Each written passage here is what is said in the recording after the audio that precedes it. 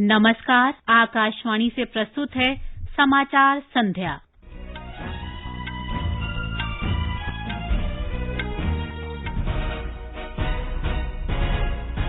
प्रधानमंत्री नरेंद्र मोदी ने संसद में कृषि विधेयकों के पारित किए जाने का स्वागत किया। किसानों के लिए न्यूनतम समर्थन मूल्य और सरकारी खरीद व्यवस्था जारी रखने का भरोसा दिलाया। सरकार ने रबी फसल का न्यूनतम समर्थन मूल्य बढ़ाया। प्रधानमंत्री ने बिहार में वीडियो कॉन्फ्रेंस के माध्यम से 14,000 करोड़ रुपए से अधिक की राष्ट्रीय राजमार्ग परियोजनाओं की आधारशिला रखी। विदेशी अंशदान नियंत्रित करने के लिए संसद ने विदेशी अंशदान विनियमन अधिनियम संशोधन विधेयक पारित किया। कोविड-19 से स्वस्थ होने की दर 80% से अधिक हुई। और इटालियन ओपन टेनिस में महिला सिंगल्स खिताब सिमोना हालेप ने जीता। पुरुष सिंगल्स फाइनल में नोवाक जोकोविच का सामना डिएगो श्वार्ट्जमैन से होगा।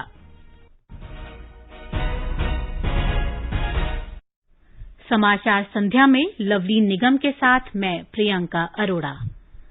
प्रधानमंत्री नरेंद्र मोदी ने संसद में कृषि विधेयकों के पारित किए जाने का स्वागत करते हुए कहा है कि इससे कृषि क्षेत्र में क्रांतिकारी बदलाव आएगा। उन्होंने कहा कि भारत में कृषि क्षेत्र में आधुनिक प्रौद्योगिकी के इस्तेमाल और बुनियादी ढांचे के उन्नयन की आवश्यकता है। प्रधानमंत्री ने कहा कि इन कानूनों से किसानों को बेहतर उपकरणों का इस्तेमाल कर अपना उत्पादन बढ़ाने में मदद मिलेगी।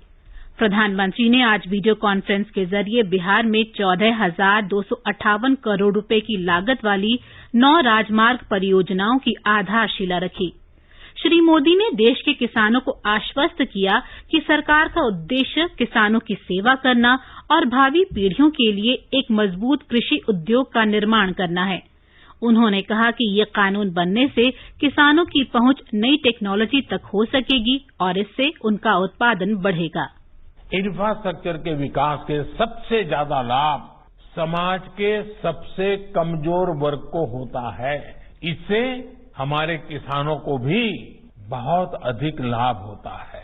किसानों को अच्छी सड़कें मिलने से, नदियों पर पुल बनने से खेत और शहरों के मार्केट की दूरी कम हो जाती है। कल देश की संसद ने देश के किसानों को नए अधिकार देने वाले बहुत ही ऐतिहासिक कानूनों को पारित किया है। प्रधानमंत्री ने कृषि व्यवसाय में बिचौलियों को हटाने की आवश्यकता का भी जिक्र किया। श्री मोदी ने कहा कि कई दशकों तक भारत के किसान बिचौलियों के चंगुल में फंसे रहे हैं।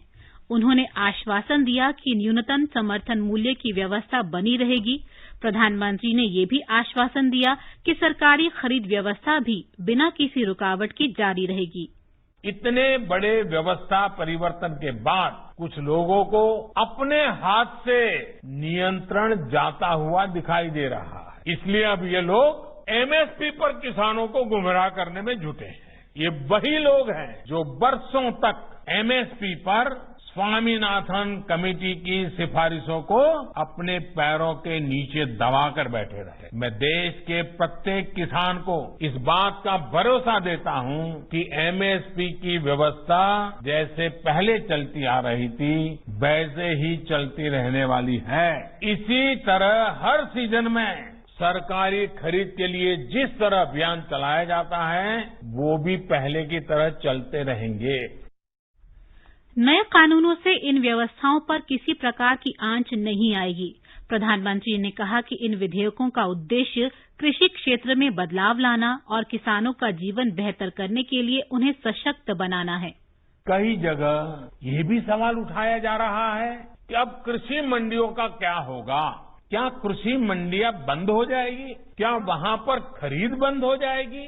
जी नहीं, ऐसा कतई नहीं होगा। और मैं यहां स्पष्ट कर देना चाहता हूं कि ये कानून, ये बदलाव कृषि मंडियों के खिलाफ नहीं है। कृषि मंडियों में जैसे काम पहले होता था वैसे ही अब भी होगा। बल्कि ये हमारी ही एनडीए सरकार है जिसने देश की कृषि मंडियों को आधुनिक बनाने के लिए निरंतर काम किया है।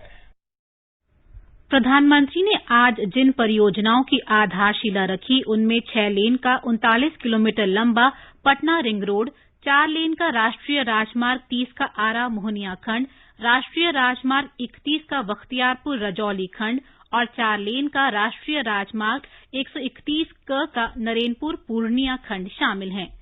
प्रधानमंत्री ने कहा कि सरकार ने अगले 4-5 वर्षों में बुनियादी ढांचे पर 110 लाख करोड़ रुपए से अधिक राशि खर्च करने की घोषणा की है।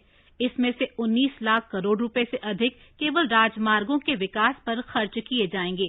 प्रधानमंत्री ने कहा कि इन प्रयासों से बिहार में सड़क और संपर्क से संबंधित बुनियादी ढांचे का विस्तार होगा। प्रधानमंत्री ने आज ऑप्टिकल फाइबर इंटरनेट सेवाओं का भी उद्घाटन किया। इससे राज्य के सभी 45,945 गांवों में ऑप्टिकल फाइबर इंटरनेट सेवाएं उपलब्ध हो जाएंगी। प्रधानमंत्री ने कहा कि इस परियोजना से बिहार के लोगों को ई शिक्षा, ई कृषि, टेलीमेडिसिन, टेली लॉ और सामाजिक सुरक्षा संबंधी अन्य डिजिटल सेवाएं केवल एक बटन क्लिक कर उपलब्ध हो सकेंगी। इस परियोजना के तहत सरकारी स्कूलों और आंगनवाड़ी केंद्रों जैसे सरकारी संस्थानों को एक वाईफाई और 5 कनेक्शन निःशुल्क मिल सकेंगे। बिहार के मुख्यमंत्री नीतीश कुमार ने कृषि सुधार विधेयकों के लिए प्रधानमंत्री को धन्यवाद दिया और कहा कि इससे किसानों के कल्याण में मदद मिलेगी। इस अवसर पर केंद्रीय मंत्री रविशंकर प्रसाद ने कहा कि भारत नेट के तहत बिहार की सभी ग्राम पंचायतें हाई स्पीड ब्रॉडबैंड से जुड़ गई हैं। इसके बाद ग्राम पंचायतों के तहत गांवों में इंटरनेट कनेक्टिविटी का विस्तार किया जाएगा। श्री प्रसाद ने कहा कि बिहार के सभी गांवों में 4G सुविधा उपलब्ध कराई जाएगी। देश के सभी 6 लाख ग्राम पंचायतों में हम फाइबर के माध्यम से इंटरनेट पहुंचाएंगे और आज ये मेरे लिए बहुत परम सौभाग्य की बात है कि उसका आरंभ बिहार से हो रहा है। बिहार के सभी 45,945 गांवों को हम फाइबर के द्वारा इंटरनेट की सुविधा उपलब्ध कराएंगे। केंद्रीय ऊर्जा मंत्री आरके सिंह ने कहा कि बिहार में ऊर्जा क्षेत्र पर 70,000 करोड़ रुपए का निवेश किया जाएगा। उन्होंने कहा कि पिछले 5 वर्षों के दौरान 43,000 करोड़ रुपए का निवेश किया जा चुका है। ऊर्जा मंत्री ने कहा कि निर्धारित समय से पहले सभी घरों में बिजली उपलब्ध करा दी गई है। बिजली के क्षेत्र में तो आपने पूरे देश में एक आमूल परिवर्तन कर दिया। हम लोग के देश में आपका शासन आने के पहले बिजली की संकट रहा करती थी। बिजली में हम डेफिसिट थे। आज जितनी हमारी आवश्यकता है उससे दुगुना बिजली उत्पादन करने की क्षमता हम रखते हैं। 3,72,000 कैपेसिटी आपने खड़ी कर दी है। ये समाचार आकाशवाणी से प्रसारित किए जा रहे हैं। ताजा समाचार जानने के लिए आप हमारे Twitter handle @AIR News Hindi को फॉलो कर सकते हैं। All India Radio presents World News. News and views from across the globe. What happened? What is up next? The newsmakers and the highlights of the day. Every day at 10:20 p.m. in the night. On 100.1 FM, All India Radio.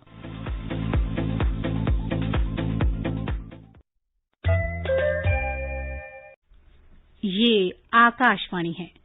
सरकार ने 6 रबी फसलों का न्यूनतम समर्थन मूल्य बढ़ा दिया है। कृषि मंत्री नरेंद्र सिंह तोमर ने लोकसभा में एक बयान में जानकारी दी कि आर्थिक मामलों की मंत्रिमंडलीय समिति ने गेहूं, चना, मसूर, सरसों, ज्वार और कुसुम फसलों के न्यूनतम समर्थन मूल्य में वृद्धि को मंजूरी दी है।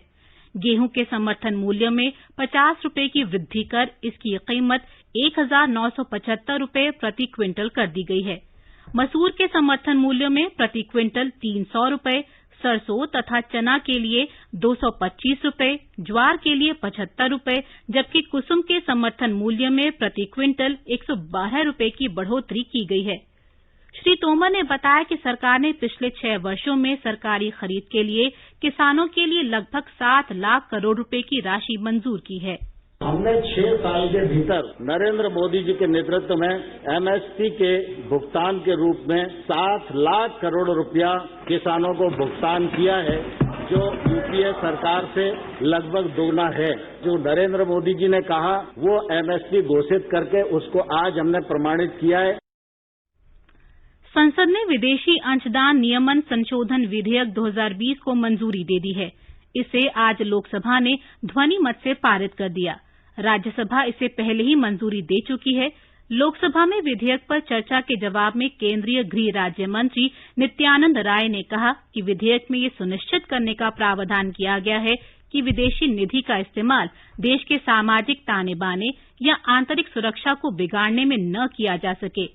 विधेयक में विदेशी अंशदान नियामक अधिनियम 2010 में संशोधन किया गया है, जो देश में व्यक्तियों, संगठनों, गैर सरकारी संगठनों और कंपनियों द्वारा विदेशी अंशदान की स्वीकृति और उपयोग को नियमित करने के बारे में है। विधेयक में लोक सेवकों को किसी भी विदेशी अंशदान को स्वीकार करने के लिए निषिद्ध संस्थाओं की सूची में शामिल करने का भी प्रावधान किया गया है। मध्य प्रदेश विधानसभा का 1 दिवसीय सत्र विनियोग विधेयक सहित 8 विधेयकों को पारित करने के बाद अनिश्चितकाल के लिए स्थगित कर दिया गया। ये अब तक का सबसे संक्षिप्त विधानसभा सत्र माना जा रहा है। एक रिपोर्ट। यह संभवतः पहली बार है जब विधानसभा सदस्यों ने ऑनलाइन सदन की कार्रवाई में भाग लिया। कोरोना संक्रमण की रोकथाम के लिए निर्धारित दिशा निर्देशों का पालन करने के लिए सदन में केवल 61 विधायकों के बैठने की ही व्यवस्था की गई थी। विधानसभा में 32 भाजपा, 22 कांग्रेस, 2 बसपा, 1 सपा और 4 निर्दलीय विधायकों सहित मुख्यमंत्री और विपक्ष के नेता के नाम पर सीटें आवंटित की गई थीं। शेष विधायकों ने जिला NIC कार्यालयों के माध्यम से कार्रवाई में भाग लिया। विधायकों ने इस सत्र के लिए 750 लिखित प्रश्न पूछे थे और उन्हें इन प्रश्नों का लिखित उत्तर भी दिया गया। संजीव शर्मा, आकाशवाणी समाचार, भोपाल। भारत कोविड रोगियों के स्वस्थ होने के मामले में दुनिया में शीर्ष स्थान पर है।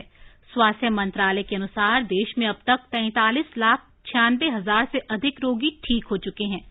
मंत्रालय ने कहा है कि देश में कोविड-19 रोगियों के स्वस्थ होने की दर 80.12% तक पहुंच गई है। पिछले 24 घंटे के दौरान 93,000 से अधिक कोविड रोगी स्वस्थ हुए हैं। देश में संक्रमित लोगों की संख्या में कमी आई है और वर्तमान में संक्रमित लोगों का प्रतिशत 18.28 है। पिछले 24 घंटे के दौरान 86,961 नए संक्रमित मामले सामने आए हैं। ICMR के अनुसार पिछले 24 घंटों के दौरान 7,31,000 से अधिक जांच की गई हैं। अब तक कुल 6,45,00,000 से अधिक जांच की जा चुकी हैं। केंद्र सरकार ने उड़ान योजना के तहत छत्तीसगढ़ में 3 हवाई अड्डों के उन्नयन के लिए 108 करोड़ रुपए की मंजूरी दी है।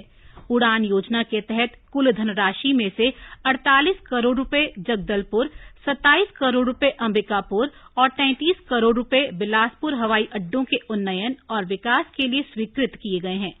उड़ान योजना के तहत जगदलपुर से रायपुर और हैदराबाद के लिए अलायंस एयर द्वारा उड़ान संचालन के वर्चुअल उद्घाटन के अवसर पर नागरिक उड्डयन मंत्री हरदीप सिंह पुरी ने कहा कि इससे हवाई संपर्क क्षेत्र के लोगों की आकांक्षाएं पूरी होंगी तथा स्थानीय अर्थव्यवस्था को भी गति मिलेगी। सरकार ने कहा है कि ऑक्सीजन ले जाने वाले वाहनों के लिए परमिट की आवश्यकता नहीं है। सड़क परिवहन और राजमार्ग मंत्रालय ने कहा है कि वाहन संचालकों के लिए राज्यों से बाहर या राज्यों के भीतर ऑक्सीजन सिलेंडर या ऑक्सीजन टैंकों के लाने ले जाने तथा वितरण के लिए परमिट पर अगले वर्ष 31 मार्च तक छूट रहेगी। कोविड-19 के उपचार के लिए ऑक्सीजन को आवश्यक और महत्वपूर्ण वस्तु मानते हुए ये फैसला लिया गया है। अब प्रस्तुत है संसद में आज की कार्यवाही की समीक्षा। पहले पेश है लोकसभा की समीक्षा। लेखक हैं PTI भाषा के दीपक रंजन। लोकसभा ने आज विदेशी अंशदान विनियमन संशोधन विधेयक 2020 को मंजूरी दे दी, जिसमें NGO के पंजीकरण के लिए पदाधिकारियों का आधार नंबर जरूरी होने और लोक सेवक के विदेशों से रकम हासिल करने पर पाबंदी का प्रावधान किया गया है। निचले सदन में विधेयक पर हुई संक्षिप्त चर्चा का जवाब देते हुए गृह राज्य मंत्री नित्यानंद राय ने कहा कि ये विधेयक किसी NGO के खिलाफ नहीं है। ये संशोधन किसी धर्म पर प्रहार नहीं करता और न ही विदेशी अंशदान को रोकता है। उन्होंने कहा कि किसी भी प्रकार से किसी को डराने, धमकाने या दबाने के लिए नहीं है, बल्कि भारत की जनता और लोकतंत्र को दबाने के लिए पैसे के दुरुपयोग को रोकने के लिए है। उन्होंने कहा कि विदेशी अंशदान विनियमन कानून एक राष्ट्रीय और आंतरिक सुरक्षा कानून है और ये सुनिश्चित करने के लिए है कि विदेशी धन भारत के सार्वजनिक, राजनीतिक और सामाजिक विमर्श पर हावी न हो। केंद्रीय मंत्री ने कहा कि आंतरिक, सांस्कृतिक, राष्ट्रीय और लोकतंत्र की सुरक्षा मोदी सरकार की विशेषता रही है। ये संशोधन विधेयक आत्मनिर्भर भारत के लिए जरूरी है। मंत्री के जवाब के बाद सदन ने कुछ सदस्यों के संशोधनों को खारिज करते हुए विदेशी अंशदान विनियमन संशोधन विधेयक 2020 को मंजूरी दे दी। विदेशी अंशदान विनियमन संशोधन विधेयक पर चर्चा में हिस्सा लेते हुए कांग्रेस के एंटो एंटनी ने कहा कि सरकार इस संशोधन विधेयक के माध्यम से एनजीओ का गला घोटना चाहती है। विदेशी अंशदान के माध्यम से एनजीओ जरूरतमंदों के लिए स्वास्थ्य, शिक्षा सहित अन्य कार्यों में करते हैं। चर्चा में हिस्सा लेते हुए भारतीय जनता पार्टी के सत्यपाल सिंह ने कहा कि एफसीआरए कानून आपातकाल की देन है। उन्होंने कहा कि केंद्र सरकार आज इसमें जो भी संशोधन लेकर आई है उसका उद्देश्य देश की सुरक्षा से जुड़ा है। तृणमूल कांग्रेस के सौगत राय ने विधेयक का विरोध करते हुए कहा कि ये उन संगठनों पर लगाम लगाने के लिए है जो विदेशों से अनुदान लाते हैं। उन्होंने विधेयक में विदेशी अनुदान का धन दिल्ली में एसबीआई की एक शाखा के खाते में जमा होने के प्रावधान पर भी सवाल उठाया। कृषि मंत्री नरेंद्र सिंह तोमर ने लोकसभा में बताया कि प्रधानमंत्री नरेंद्र मोदी की अध्यक्षता में हुई आर्थिक मामलों की मंत्रिमंडल समिति की बैठक में गेहूं का न्यूनतम समर्थन मूल्य 50 रुपये प्रति क्विंटल बढ़ाकर 1,975 रुपये प्रति क्विंटल कर दिया गया है। कृषि मंत्री ने कहा कि न्यूनतम समर्थन मूल्य कृषि उत्पाद बाजार समिति की व्यवस्था बनी रहेगी, सरकारी खरीद होती रहेगी और इसके साथ किसान जहां चाहें अपने उत्पाद बेच सकेंगे। तोमर ने कहा कि सीसीईए ने 6 रबी फसलों के एमएसपी में वृद्धि करने को मंजूरी दे दी है। कांग्रेस के कुछ सदस्य इस पर कृषि मंत्री से स्पष्टीकरण चाह रहे थे, लेकिन लोकसभा अध्यक्ष ओम बिड़ला ने इसकी अनुमति नहीं दी। लोकसभा में वित्त मंत्री निर्मला सीतारामन ने दिवाला और शोधन अक्षमता संहिता विधेयक 2020 पर चर्चा और पारित होने के लिए रखा। चर्चा में हिस्सा लेते हुए अधीर रंजन चौधरी ने कहा कि 2016-17 में 37 आवेदन स्वीकार किए गए थे, लेकिन लिक्विडेशन एक भी नहीं हुआ। 2021 तक केवल 3,991 आवेदन स्वीकार किए गए, जिनमें 2,108 अभी भी लंबित हैं। ये राजग सरकार के लचर काम का प्रमाण है। भाजपा के निशिकांत दुबे ने कहा कि ये ऐसा कानून आया है जिसमें इस देश में अलग तरह का माहौल खड़ा किया। उन्होंने कहा कि 2004 से 2014 तक देश को बैंकिंग प्रणाली को लेकर परेशान किया और देश में एनपीए कांग्रेस की देन है। उन्होंने कहा कि दिवाला और शोधन अक्षमता संहिता की वसूली दर 42% से अधिक है, जबकि कांग्रेस के समय किए गए ऐसे विभिन्न उपायों की भरपाई 3 से 14% तक थी। बीजू जनता दल के पिनाकी मिश्र ने विधेयक का समर्थन करते हुए कहा कि जब तक बुनियादी ढांचा पर्याप्त नहीं होगा तब तक लाभ नहीं मिलेगा। बसपा के श्याम सिंह यादव ने कहा कि कुछ कंपनियों का उद्देश्य कंपनी बनाकर शेयरों में हेरफेर करके दिवालिया घोषित करना और फायदा उठाने का बन गया है। ऐसे लोग राष्ट्र विरोधी होते हैं जो गरीबों का शोषण करते हैं। उन्होंने कहा कि इन कंपनियों पर जितनी नकेल कसी जाए वो जनता और अर्थव्यवस्था दोनों के लिए बेहतर होगा। यादव ने चुनावी बॉन्ड में पारदर्शिता लाने की जरूरत बताई। राष्ट्रवादी कांग्रेस पार्टी की सुप्रिया सूले ने कहा कि ऐसे समय में ये विधेयक स्वागत योग्य है। महामारी के समय हमें दबाव झेल रही कंपनियों को उबारना होगा। कांग्रेस के मनीष तिवारी ने कहा कि सरकार को ध्यान देना चाहिए कि इस समय जनता के हाथ में पैसा हो। तेलुगु देशम पार्टी के जयदेव गल्ला और शिवसेना के अरविंद सावंत ने भी विधेयक का समर्थन किया। लोकसभा में शून्यकाल के दौरान सोमवार को बिहार के जमालपुर डीजल लोको कारखाने को विद्युत लोको कारखाने में बदलने, बीएसएनएल और एमटीएनएल में नई ऊर्जा भरने के लिए सहायता देने तथा तिरुवनंतपुरम सहित केरल के तटीय इलाकों में मछुआरों की मदद करने सहित कई मुद्दे उठे। शून्यकाल में जनता दल यू के राजीव रंजन सिंह लल्लन ने बिहार के जमालपुर डीजल लोको कारखाने का मुद्दा उठाते हुए कहा कि रेलवे के विद्युतीकरण के कारण अब ज्यादा मात्रा में विद्युत इंजनों का उपयोग किया जा रहा है। उन्होंने कहा कि जमालपुर में डीजल लोको कारखाना है और इसके आसपास में कई हजार एकड़ में आधारभूत संरचना है। सिंह ने कहा कि ऐसे में वो मांग करते हैं कि बिहार के जमालपुर डीजल लोको कारखाने को विद्युत लोको कारखाने में बदलने की दिशा में कदम उठाया जाए। शून्यकाल के दौरान कांग्रेस के शशि थरूर ने कहा कि तिरुवनंतपुरम और उसके आसपास के तटीय क्षेत्रों में मछुआरों की स्थिति काफी खराब हो रही है। कोविड-19 के कारण उनके मछली पकड़ने का काम प्रभावित हुआ है। इसके अलावा तटीय कटाव का भी प्रभाव पड़ा है। शिवसेना के अरविंद सावंत ने भारत संचार निगम लिमिटेड और महानगर संचार निगम लिमिटेड में 4G सेवा शुरू होने में हो रही देरी का मुद्दा उठाया। भाजपा के राजीव प्रताप रूढ़ी ने छोटे नालों और नदियों पर अतिक्रमण करके किए जाने वाले निर्माण कार्यों को रोकने के लिए कानून बनाने की मांग की। समाचार लिखे जाने तक विधेयक पर चर्चा जारी थी। अब सुनिए राज्यसभा में हुई कार्यवाही की समीक्षा। लेखक हैं पीटीआई भाषा के माधव चतुर्वेदी। राज्यसभा में कल हुए हंगामे की गूंज आज भी सुनाई पड़ी और विपक्ष के 8 सदस्यों को सत्र के शेष समय के लिए निलंबित कर दिया गया। निलंबित सदस्यों के सदन से बाहर नहीं जाने और सदन में हंगामा जारी रहने के कारण सदन की कार्यवाही बार बार बाधित हुई। 4 बार के स्थगन के बाद अंततः पूरे दिन के लिए कार्यवाही स्थगित कर दी गई। राज्यसभा के सभापति एम वेंकैया नायडू ने उपसभापति हरिवंश के खिलाफ विपक्ष के अविश्वास प्रस्ताव को खारिज कर दिया और कहा कि यह उचित प्रारूप में नहीं था। सुबह उच्च सदन की बैठक शुरू होने पर शून्यकाल चला, जिसमें सदन ने लोक महत्व के विषय के तहत अलग अलग मुद्दे उठाए। शून्यकाल समाप्त होने के बाद नायडू ने रविवार को सदन में हुए हंगामे का जिक्र करते हुए कहा कि कुछ विपक्षी सदस्यों का आचरण दुखद, अस्वीकार्य और निंदनीय है। नायडू ने कहा कि सदस्यों ने कोविड-19 संबंधित सुरक्षित दूरी के दिशा निर्देशों का उल्लंघन किया।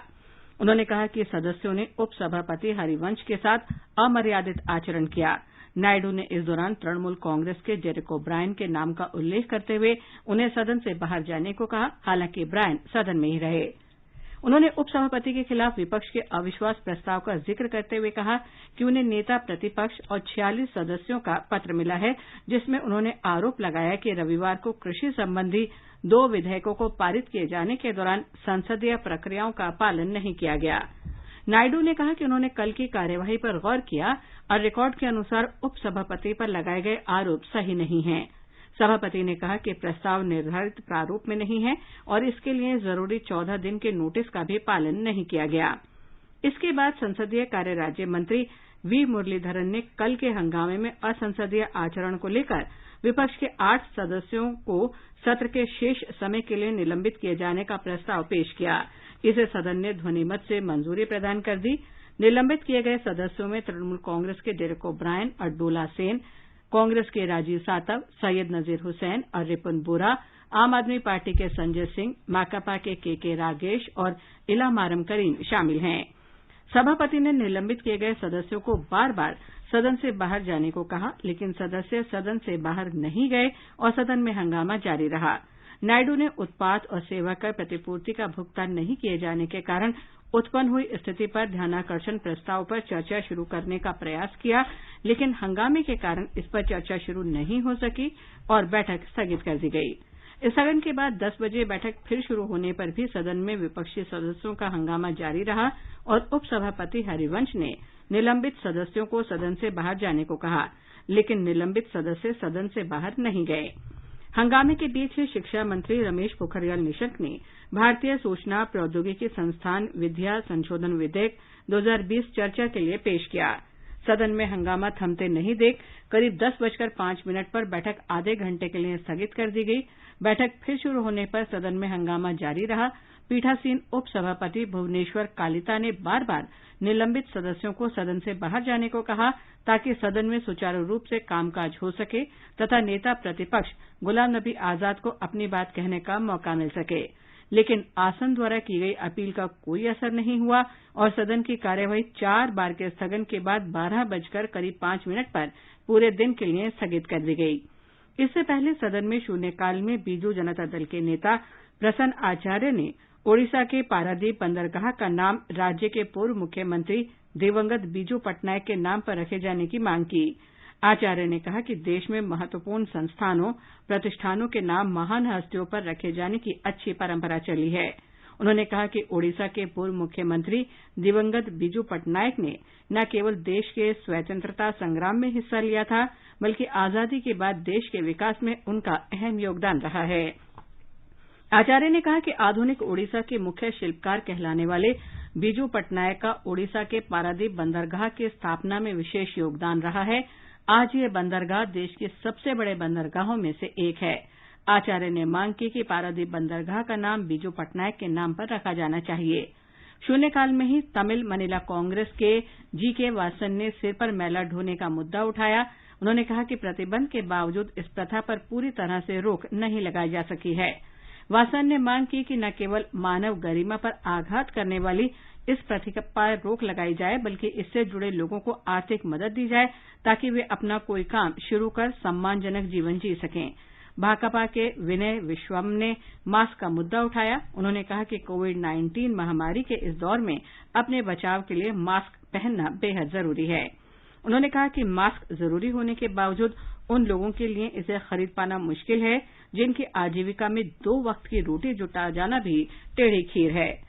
विश्वम ने मांग की कि सरकार गरीबों के बीच निःशुल्क मास्क का वितरण करे ताकि उनके जीवन की रक्षा हो सके।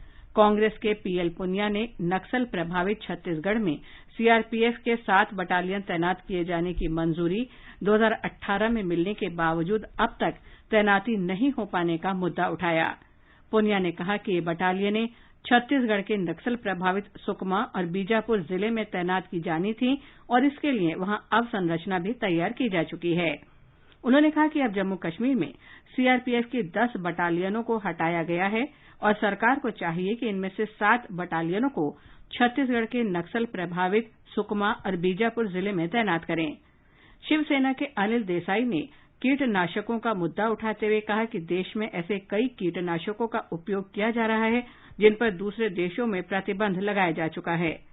तृणमूल कांग्रेस की डोला सेन ने सरकारी क्षेत्र के उपक्रम भारत संचार निगम लिमिटेड के कर्मचारियों को लंबे समय से वेतन का भुगतान नहीं हो पाने का मुद्दा उठाया। इसके अलावा द्रमुक केपी विल्सन और पीडीपी की मीर मोहम्मद फैयाज ने भी अपने मुद्दे उठाए। अभी आप संसद में हुई कार्यवाही की समीक्षा सुन रहे थे लवलीन निगम से। ये समाचार हमारी वेबसाइट newsonair.com/hindi और हमारे mobile app news on AIR पर भी उपलब्ध हैं। समाचार संध्या में आपका फिर स्वागत है। प्रधानमंत्री नरेंद्र मोदी कल गुवाहाटी के भारतीय प्रौद्योगिकी संस्थान आईआईटी के दीक्षांत समारोह को वीडियो कॉन्फ्रेंस के माध्यम से संबोधित करेंगे। दीक्षांत समारोह में बीटेक के 687 और एमटेक के 637 छात्रों को उपाधियां प्रदान की जाएंगी। केंद्रीय शिक्षा मंत्री रमेश पोखरियाल निशंक, केंद्रीय शिक्षा राज्य मंत्री संजय धोत्रे और अन्य गणमान्य लोग इस अवसर पर मौजूद रहेंगे। रोमानिया की सिमोना हालेप ने इटालियन ओपन टेनिस टूर्नामेंट में महिला सिंगल्स का खिताब जीत लिया है। फाइनल में प्लिस्कोवा के रिटायर्ड हर्ट होने के कारण हालेप को वॉकओवर के बाद विजेता घोषित किया गया। पुरुष सिंगल्स के फाइनल में आज शीर्ष वरीयता प्राप्त नोवाक जोकोविच का सामना अर्जेंटीना के डिएगो श्वार्ट्जमैन से होगा। आईपीएल क्रिकेट का तीसरा मैच सनराइजर्स हैदराबाद और रॉयल चैलेंजर्स बेंगलोर के बीच दुबई में खेला जा रहा है। सनराइजर्स हैदराबाद ने टॉस जीतकर गेंदबाजी का फैसला किया। ताजा समाचार मिलने तक आरसीबी ने 9 ओवर में बिना किसी नुकसान के 75 रन बना लिए हैं। कल शाम शारजाह में राजस्थान रॉयल्स का सामना चेन्नई सुपर किंग्स से होगा। बंगाल की खाड़ी के उत्तर पश्चिम में कम दबाव का क्षेत्र बनने के कारण राजधानी भुवनेश्वर सहित ओडिशा के अधिकांश हिस्सों में वर्षा हो रही है। अगले 24 घंटों में राज्य के 5 जिलों में तेज से बहुत तेज वर्षा होने की आशंका है। और अब एक नजर कल के मौसम के पूर्वानुमान पर। राष्ट्रीय राजधानी दिल्ली में आंशिक रूप से बादल छाए रहेंगे। न्यूनतम तापमान 27 और अधिकतम 35 डिग्री सेल्सियस के आसपास रहने का अनुमान है। मुंबई में हल्की बारिश होने की संभावना है। न्यूनतम तापमान 25 और अधिकतम 31 डिग्री सेल्सियस के आसपास बना रहेगा। चेन्नई में सामान्य तौर पर बादल छाए रहेंगे। तापमान 26 और 32 डिग्री सेल्सियस के बीच रहने के आसार हैं। कोलकाता में तापमान 25 और 31 डिग्री सेल्सियस के बीच रहने का अनुमान है। जम्मू में न्यूनतम तापमान 24 जबकि अधिकतम 37 डिग्री सेल्सियस के आसपास रह सकता है। श्रीनगर में न्यूनतम तापमान 9 जबकि अधिकतम तापमान 29 डिग्री सेल्सियस रह सकता है। लद्दाख में आमतौर पर आसमान साफ रहेगा। तापमान 8 और 24 डिग्री सेल्सियस के बीच रहने का अनुमान है। गिलगित में तापमान 11 से 34 डिग्री सेल्सियस के बीच रहेगा। यहां आमतौर पर आसमान साफ रह सकता है। मुजफ्फराबाद में भी सामान्य तौर पर आसमान साफ रहेगा। तापमान 16 और 35 डिग्री सेल्सियस के बीच रहने का अनुमान है। समाचार कक्ष से दीपिका शर्मा। अंत में मुख्य समाचार एक बार फिर। प्रधानमंत्री नरेंद्र मोदी ने संसद में कृषि विधेयकों के पारित किए जाने का स्वागत किया। किसानों के लिए न्यूनतम समर्थन मूल्य और सरकारी खरीद व्यवस्था जारी रखने का भरोसा दिलाया। सरकार ने रबी फसल का न्यूनतम समर्थन मूल्य बढ़ाया। प्रधानमंत्री ने बिहार में वीडियो कॉन्फ्रेंस के माध्यम से 14,000 करोड़ रुपए से अधिक की राष्ट्रीय राजमार्ग परियोजनाओं की आधारशिला रखी। विदेशी अंशदान नियंत्रित करने के लिए संसद ने विदेशी अंशदान विनियमन अधिनियम संशोधन विधेयक पारित किया। कोविड-19 से स्वस्थ होने की दर 80% से अधिक हुई और इटालियन ओपन टेनिस में महिला सिंगल्स खिताब सिमोना हालेप ने जीता। इसके साथ ही समाचार संध्या का ये अंक समाप्त हुआ। नमस्कार।